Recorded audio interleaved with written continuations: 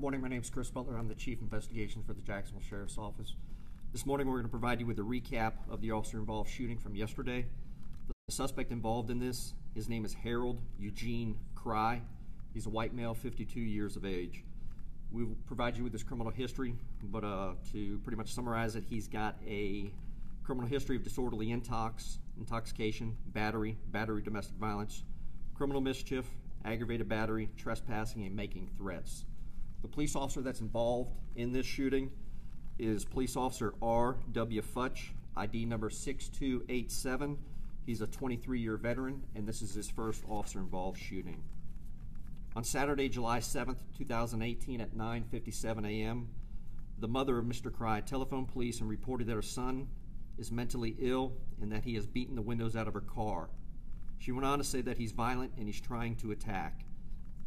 She indicated that everyone left the house because they're really frightened and they felt someone would be hurt if they did not. The call was dispatched at 10:02 a.m. and police officers responded to the house. Mr. Cry telephoned police at 10:02 a.m. also and tells the 911 operator that he just broke the car window and that his mom is mean to him and his stepfather tried to jump on him.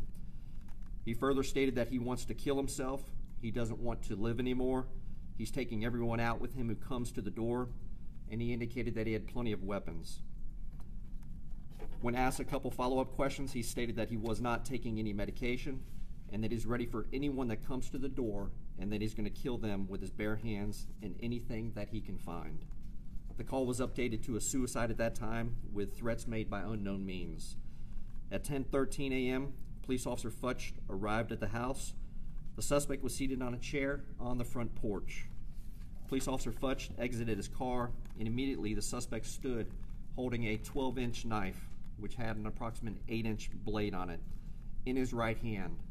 The suspect stood up, walked towards Police Officer Futch, so Police Officer Futch drew his weapon and shouted lawful commands repeatedly for the suspect to drop the knife and to stop advancing. The suspect told Police Officer Futch to kill him repeatedly. We had a second officer that arrived on the scene, and according to that officer, the suspect was approximately 6 to 8 feet away from Police Officer Futch when he discharged his firearm. The suspect collapsed, and first aid was rendered until JFRD arrived and transported the suspect to a hospital where the suspect died. According to radio transmissions, from the time the police officer arrived on scene to the time that he fired his service weapon was no more than 10 seconds. And Police Officer Futch has been placed on administrative leave. There was a couple questions yesterday out at the scene that I was unable to answer, so I kind of want to answer a couple of those. The question was asked in reference to calls for service at that address. The Jacksonville Sheriff's Office has responded to that address since January of 2016, a total of 8 times, and I believe we're going to provide that information to you in your packets. And those calls range from domestic violence, mental illness, auto theft, investigation, traffic crash, armed domestic, and a suicide threat. Furthermore, records indicate that there have been a total of 4 Baker Acts from that address, which began in 2009, 14, 16, and 17. And another question will be asked as far as how many times a police officer discharged his firearm. He discharged it a total of 8 times, and the suspect was struck in his torso. And this is the first officer-involved shooting of 2018, and in 2017 we had a total of 10. And I'll take any questions that you might have. Was there any, based on initial investigation, non-lethal options available to an officer? Well, as you can see, the way I'm dressed, I've got my taser on me, I've got pepper spray and everything. Obviously, the officer has options that are responding to these calls, but you have a situation here where you have an individual, and again, according to the witness officer, he sees the suspect with the knife in his right hand, and the suspect's holding it in a fashion over his head, and he's advancing on the officer. It's not like a slow, casual walk or anything at all. He's charging towards the officer. So at that time, the officer was totally lawful in the application of deadly force. But obviously, there's always options. We do have that consideration. But furthermore, to expound upon that, we have a response to resistance review board that'll look at the facts of the case and render to see if the officer followed policy. Was this officer wearing a body camera? No.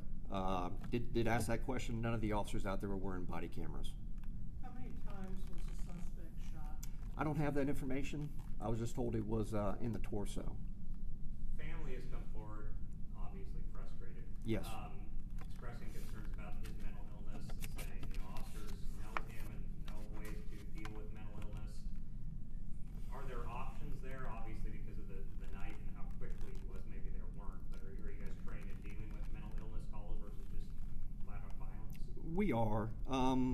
The police officers of the Jacksonville Sheriff's Office receive a total of 40 hours of training at the police academy. We do go through, whenever it's mandated, as far as required for our police certificates, to go through refresher training. But I can tell you we began what is called a mental health first aid, that the entire agency, not only the police officers, but every member of the organization is going through an 8-hour block. It's called mental health first aid, and it teaches everyone how to identify, understand, and respond to signs of mental illness. And this is an ongoing 3-year project that we began, and like I said, I think I took it last year. So this officer, he was by himself to a man who had kind of expressed that he was dangerous, his demeanor was dangerous, and he only called one other officer for backup? Well, when these things happen, with yesterday, when the call is received, it's originally dispatched as a domestic. So the police officers start to respond to that. During the time, there's other phone calls that were received from the suspect himself, indicating that he was a threat. According to the 911 call, there were no weapons present or anything at all when the officer, when the call was dispatched and everything. Obviously, when Mr. Cry when he telephones and gives us the information that he does, he mentions that he's got all types of weapons available to him. I don't know yet, looking at the computer information, whether or not that information was, I guess, provided or updated. Excuse me, but the officer, as he's responding, the initial call is that there's no weapons or anything at all. When he gets there, obviously the guy has a weapon, stands up with a knife that's clearly visible, that's pictured here, and just starts advancing on the officer. Have you talked to any witnesses, and are they corroborating what this officer says? I'm not aware of any independent witnesses to the event.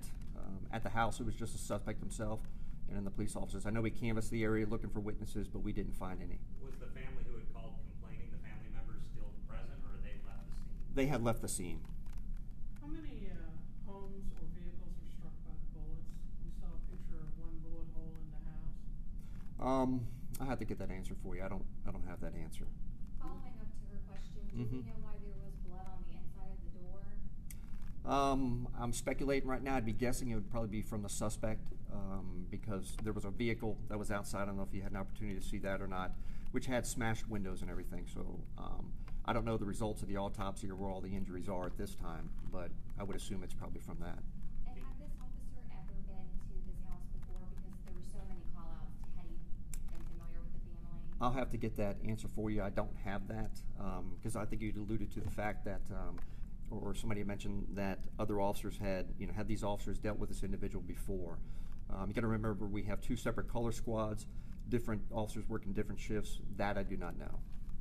What do you say your officer's doing? How's the officer doing? He's been placed on administrative leave. I know him, used to work with him in investigation years ago. He seemed to be, I guess, handling the situation appropriate. It's never something that a police officer comes to work and, wants to do these kind of things. I mean, this is the last thing on their mind whenever they come to work. But they come to work and, they have to make, at times, life and death situations, and they have a right to go home safely at the end of their shift as well. Is his leave paid? Excuse me? Is his leave paid? Yes, it is. And he'll go through a fit for duty assessment and some other processes that we have through our union before he's able to return to full duty. When you guys respond to calls like this, though, I mean, there's been a history. So there's a history of domestic violence complaints at the house, suicide attempts, and these people have been bank-racted. Does that change how you guys approach that kind of situation? I mean, I think it seems like... Yeah, typically with the houses, and I don't know, I have to find that answer for you. What we do with whenever we have houses, whenever we have dangerous situations, we put what's called a premise on the call. So when the officers are responding to the call, they'll get information. Hey, at this address, these type of things have happened. If there's nothing really of a violent nature, there may not be a premise on the call. Would that change how he approaches that house? Potentially, it could. So I just want to make sure I'm understanding this correctly. The officer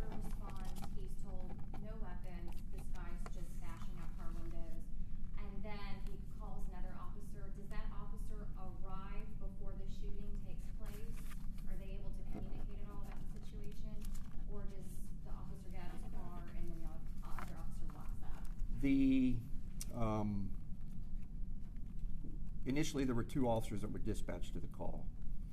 You have, prior to arriving to the call, whenever we have these type of calls that are dangerous in nature, they typically will meet somewhere nearby before they proceed into the call, and that's for safety reasons. In this case, Officer Futch pulls up. I don't know the exact time frame, but shortly thereafter, Officer Lopez pulls up, and at that time, Futch is already out of his car. Officer Lopez, I don't think I identified him. I'll give you his name, the witness officer. It's going to be, the witness officer is H. Lopez, and he's a 24-year veteran. He pulls up seconds behind as Officer Futch has his firearm out and is shouting the commands. That's where we get the information as far as the distance. So you initially have 2, but as the call begins to be updated and the police officers are responding, you'll have more that might not necessarily be dispatched to the call, but they'll start responding that way because they know the serious nature of it. How does the officer spell his last name?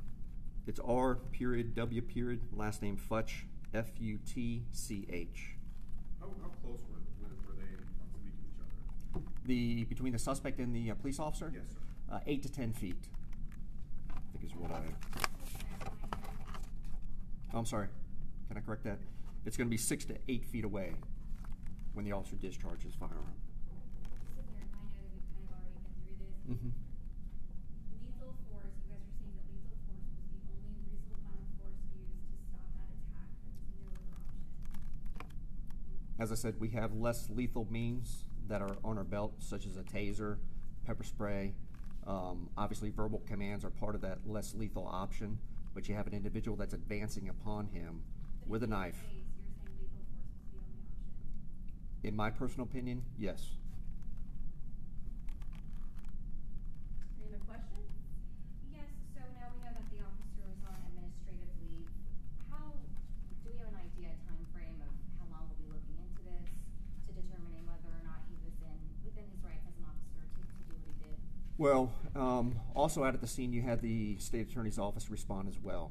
So they're conducting a independent investigation separate from what we do here at the sheriff's office. For the time that the officer is returned to a full duty status, like I said, it'll be after we go through what's called a fit for duty assessment, and there's also some contractual or some contractual issues that need to be dealt with through the union itself. As you know, we can't speak to the officers. They have the ability to provide us with a statement, but he'll probably return to duty depending on scheduling, a fit for duty assessment, and the written statement. It could be 5 to 10 days, sometimes 15 I've seen before they'll be returned to full duty. After that point, obviously the state attorney's office does their investigation. That could take anywhere from, by the time that we get notification on what their findings are, that could be another 3 to 6 months, I'm guessing, about, before the matter is obviously concluded. Approximately how far away from Mr. Cry did you find the knife? It was in the middle of the front yard, and the knife was pretty much right next to him. This officer, you say he was a 23-year veteran, never had an officer-involved shooting. Did he have any other things that might have popped up on his record? Did he ever have another incident that was dangerous or had him, I know he's discharged his service weapon at 2 animals previously, and I don't know what his do you know any the other years of things. that? I don't. We could probably get that information. Any other questions? All right, thank you, Chief. All right, thank you.